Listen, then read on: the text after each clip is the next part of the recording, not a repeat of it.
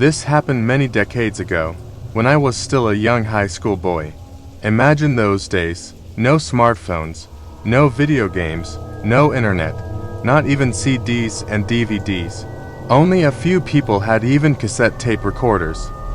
It was a time when entertainment meant going to the cinema, especially if you were a young boy living in small-town India.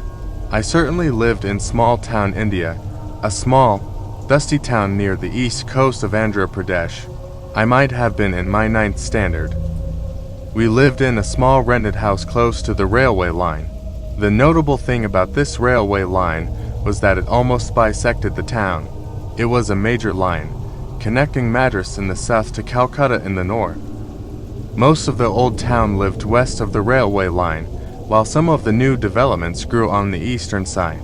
As children, we really looked forward to the movies because it was a rare event and we didn't have too many choices. The movie I wanted to watch was an old and white Telugu film. It was being re-released. It was a hugely popular film back in the day and I hadn't watched it, and so I was full of anticipation and excitement. Soon, the movie released in a theater called Vijaya Mahal, a typical name for movie theaters in those days, and Vijaya Mahal was on the other side, on the eastern side, of the railway line, while we lived on the western side. For some reason I don't remember now, I decided to catch the late night show, typically starting around 10 p.m. and going on up to almost 1 a.m. in the morning. Despite some grumbling, I got permission from the family.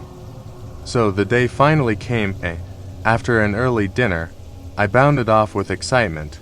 I sat spellbound, thoroughly enjoying the fights, the songs, and all the usual stuff. Around 1 a.m., the movie finally got over. The few people who came to watch the late night show took different routes to wherever they had to go. As for me, I was thrilled. I was over the moon. As I walked back, I kept reliving the scenes and recalling the dialogues in my head. I was 15 years old. Further along the railway line, there was a manned railway gate about a kilometer from the theater, where all the traffic was supposed to cross over to the other side. But it was 1 a.m. The town had gone to sleep a long time ago. All was quiet except for the sound of crickets from the wayside bushes, and it was dark. But, like I said, I was 15, a boy lost in his world of heroic heroes and villainous villains. So instead of walking parallel to the railway track along the road and crossing it at the railway gate, I decided to walk across the tracks and make a shortcut of it. In a while, I crossed the thorny thumma bushes that acted as feeble barriers around the railway line. As I approached, even the crickets fell silent. Now, I started climbing the steep embankment made of crushed stone and gravel that cushioned the rail tracks. Way over to my right in the far distance, I could see the dim lights set around the railway gate, distant and hardly visible. Back where I was, I crunched over the gravel and got to the top of the embankment. It was too dark to see where I was going, but I wasn't scared. In fact, I wasn't even conscious of my surroundings, so lost was I in the movie in my head. Now, I crossed the first railway track, stretching along the top of the embankment, and started descending. A few feet away were the second rise with the second railway track. I slowly stepped into the depression between the two embankments. I was right in the middle of the depression. Something soft touched my feet. I looked down. I couldn't see anything, not even my feet. The darkness seemed denser between the embankments. There was no moon in the sky, and barely enough starlight. What was it? With my thoughts wandering in their own cinema world, I acted without thinking. What was it touching my feet? I bent down close to the ground and my hand stretched to touch whatever was touching me. A few moments passed. Slowly, I came out of my reverie. Now I was back in this world, conscious of the darkness, conscious of the sound of crickets that took up the chorus again, conscious of my cold feet in simple Bata sandals, conscious that my face was inches from the ground, almost smelling it, conscious of something soft against my feet, and conscious of my right hand gripping softness. The dim world came into focus. and I saw two eyes staring into mine. Their whites were barely visible in the dimness. They looked at me as I looked at them, inches apart, and I saw what my hand was gripping. It was hair, loose, long, lifeless, and wet. I was looking at a human head, a female head.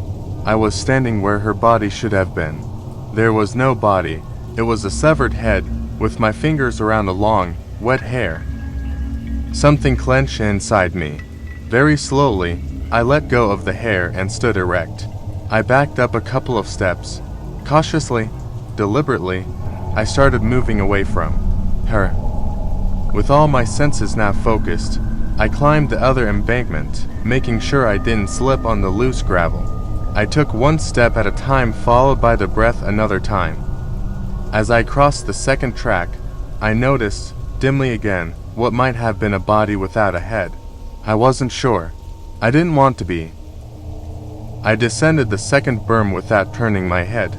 My back was tingling, as though it was being watched by a pair of dead eyes. What if a dead mouth suddenly whispered my name? Stop thinking. One step, one breath.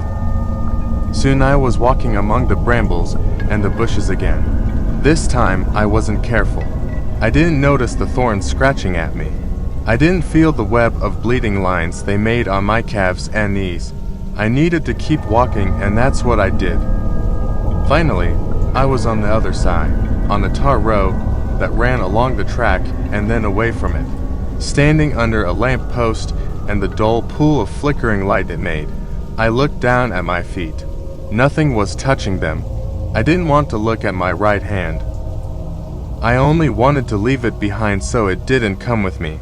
And then I started running, as silently as I could, so as not to wake the dead. A day later, the local paper circulated mostly within the town carried a piece of news about a woman who committed suicide by jumping in front of a train. No one knew what desperation, what hopelessness made her do it. Memory is a strange thing. Sometimes you remember the silliest of things all your life and forget the important ones. And some incidents burned deep, as though branded with a hot iron. This was one such. I dared not to speak about it to anyone for a long time. That was certainly not my family. I slept fitfully that night, but I didn't come down with fever or go into a shock.